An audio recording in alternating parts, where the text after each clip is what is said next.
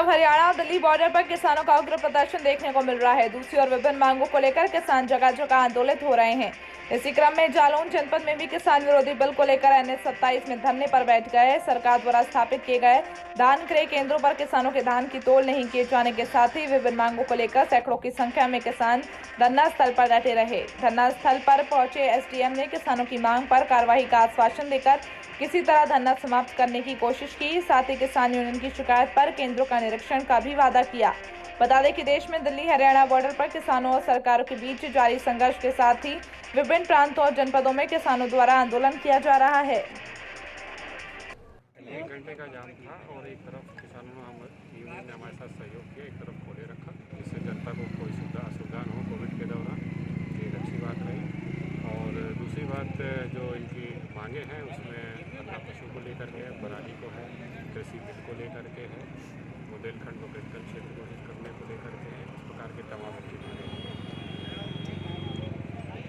बहुत देर का जाम लगाया, क्यों जाम लगाया?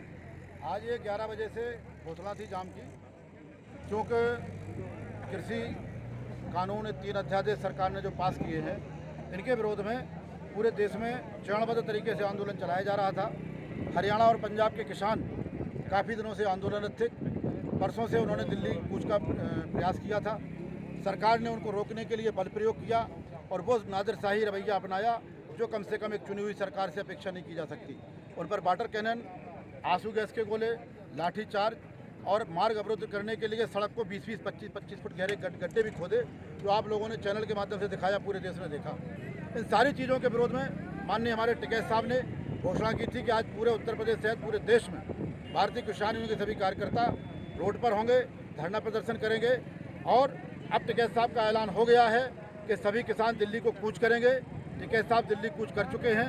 हम लोगों को जैसे ही निर्देश मिलेगा हम लोग दिल्ली के लिए प्रस्थान करेंगे। हम लोगों की विशेष मांगें थी कि इन 3 अध्यादेशों को वापस लिया जाए और जो भी किसान एक अपराधी की तरह उठाए गए आंदोलनकारी थे, सत्याग्रह करने वाले थे, शांतिप्रिय किसान थे, आज 2 महीने से शांतिप्रिय आंदोलन चल रहा था, तो आज कैसे क्या जरूरत पड़ गई कि सरकार ने रात में 4 बजे 6 बजे उनको उठाया, बंदूकी की नोक पर उठाया। कितनी देर आप लोगों ने रोड जाम रखा है? यहाँ पर हम लोग करीब 3 घंटे से रोड जाम किए। और उन किसानों को छोड़ा जाए, सरकार माफी मांगे उन किसानों से और किसानों को बुला करके सम्मान पूर्वक आमने सामने बैठ करके बात हो, हम अपनी बात कहें, सरकार अपनी बात कहे और वो रास्ता निकाला जाए जो देश के हित में हो, किसान के हित में हो, वो खेती के हित में हो। सरकार ने मांगे नहीं मानी तो आगे क्या?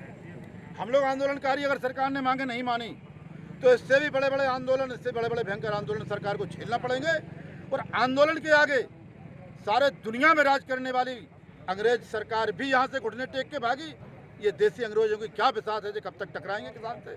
एक कृषि प्रधान देश है, हम इनको अपनी बात मनवा करके ही रहेंगे। लेटेस्ट न्यूज देखने के लिए प्राइम ब्रेकिंग न्यूज चैनल को सब्सक्राइब करना ना भूलें और साथ ही डेली अपडेट्स पाने के लिए बेल आइकन